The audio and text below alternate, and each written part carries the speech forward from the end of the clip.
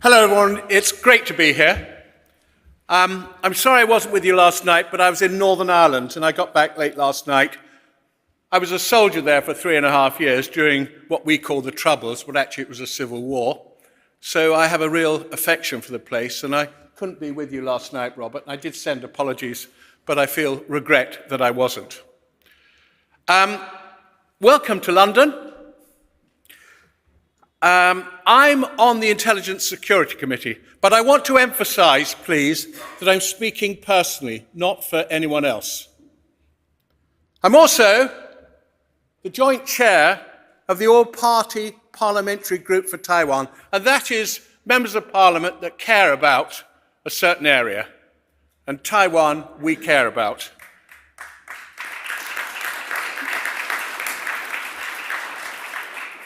So that's what I'm going to concentrate on in my short speech, because I've become increasingly concerned with the growing intimidation of Taiwan from China, People's Republic. The recent decision of the Central American Parliament to remove Taiwan as a permanent observer is an example of where Chinese pressure seems to be succeeding, sadly. So I'm very pleased that the next session of our forum will be looking at what's happening in East Asia. And I hope Taiwan will figure big in that. Taiwan is facing increasing pressure from the People's Republic of China in every sphere of influence, and that includes military coercion. Maintaining peace in the Taiwan Strait is a strategic priority for all of us.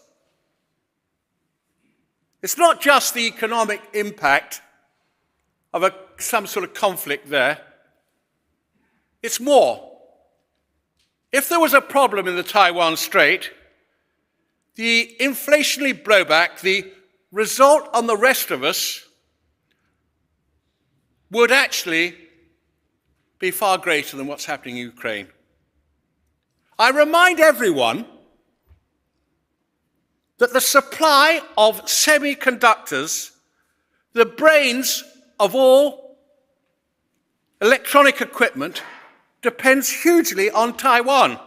The country manufactures something like 90, I'm not going to argue figures, somewhere around 90% of high-end microchips in the world. So we all probably know that every electronic device these days needs microchips. From the internet, computers, telephones, to medical devices and cars. Imagine if we didn't have Taiwan doing that.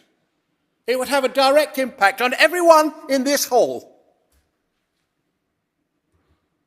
Some 23 million people live in Taiwan. It's a fully functioning democracy, and my goodness, ladies and gentlemen, how quick has that come about? That's an astonishing record in the last 30 years or so. Astonishing. You know, look at this place, the mother of all bloody parliaments. 900 years and we still haven't got it right. It's clear that the Taiwanese want to remain a sovereign, independent state, most definitely separate from mainland China. Yet diplomatically, Taiwan is barred from UN membership. It's also been expelled from even observer status in the World Health Organization. Do you know what? Some of the rescue teams sent out from Taiwan were the best in the world when you had disasters. So it's wrong. Why are we not fully supporting Taiwan's membership as an independent sovereign state? China, mainland China, consistently opposes anything Taiwan does. It refuses to accept Taiwanese passports, denies Taipei entry to absolutely any forum where it has influence, and it has a hell of a lot of influence now through its money. Yet economically, mainland China is perfectly willing to accept Taiwanese money to invest in the country. But it is determined to refuse any other sort of commercial activity from the island. At the same time, Taiwan is under constant, unmitigated cyber attack from China. By the way, it happens to all of us. It's not just Taiwan. United States, the United Kingdom, Russia, sorry, not Russia, they're actually doing it, a slip of the tongue. But all our countries are one way or other being attacked. And it reaches, actually, to all aspects of our society, these attacks, these cyber attacks. I'm really pleased that in September 2021, Taiwan submitted its application to join the Comprehensive and Progressive Agreement for Trans-Pacific Partnership. My God, that's a hell of a mouthful to say, and I'm an English speaker by birth. It's great. I hope that happens. UK is now going to be a member too. We are thrilled by that. We all want trade to work throughout the world. Militarily, China's People's Liberation Army is having its defense expenditure increase by about 10% a year, year on year. And as an ex-soldier, it's reorganizing its armed forces for expeditionary warfare. And I watch very carefully, they're practicing assaults from the sea. Guess where that might go? I'm particularly worried, as we all should be, that islands, atolls in the South China Sea are being occupied, expanded, and militarized by China. Why? In truth, they're well outside China's traditional area, mainland China, because remember, Taiwan is Chinese. Outside the mainland China's traditional area of expertise. The Chinese intention is clear: to make the whole of the South China Sea national waters of China. Looking at the air, the People's Liberation Air Force, its aircraft, have breached Taiwan's air defense identification zone 1,727 times in 2022, according to Taiwan's defense ministry, which I believe. That compares with about 960 times in 2021 and 380 times in 2020. Do you see what's happening? Increasing. It particularly worries me that the number one openly expressed aim of Chinese policy is to take back Taiwan. To take back Taiwan. It's reckoned, as most of us know, I suspect everyone knows, that about 40% of world trade goes through that strait. 40%. So what would happen if mainland China controlled them? And that's a concern for free trade. Taiwan is a beacon for democracy. It also has huge strategic importance.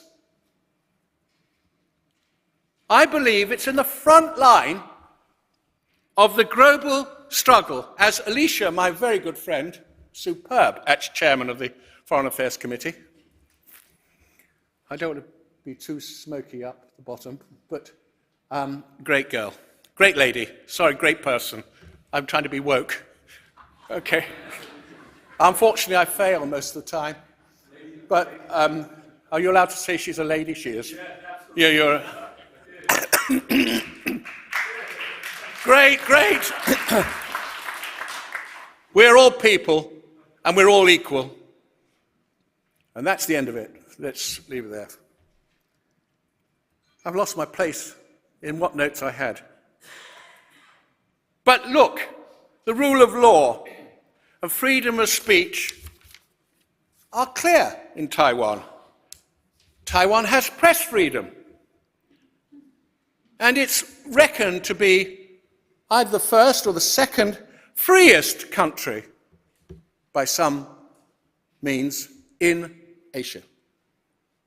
Not that there are other countries aren't, say, close, but free, so that people like myself can say things like this without being fear of being arrested.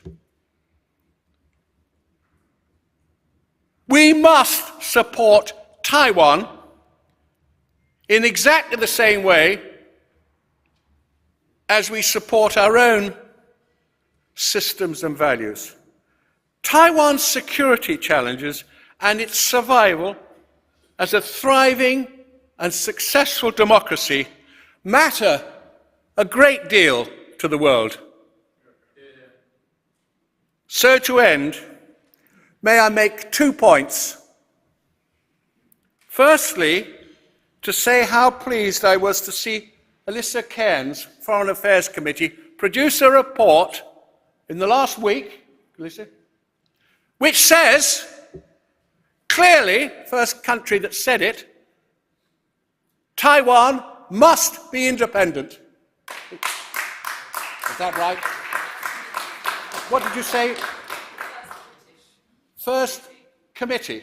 Because our Lithuanian friends and many others in the rooms, we're not the first country, but it's the first time the British Parliament. Okay, you know what? She's always right and I'm always wrong. So that's my first final point. My second final point is to say how pleased I am that the very next session will probably include a section on Taiwan. Please, everyone, do all you can to support this great country, this country that contributes so much to the world and who actually produce a seriously good democracy as well. Thank you very much.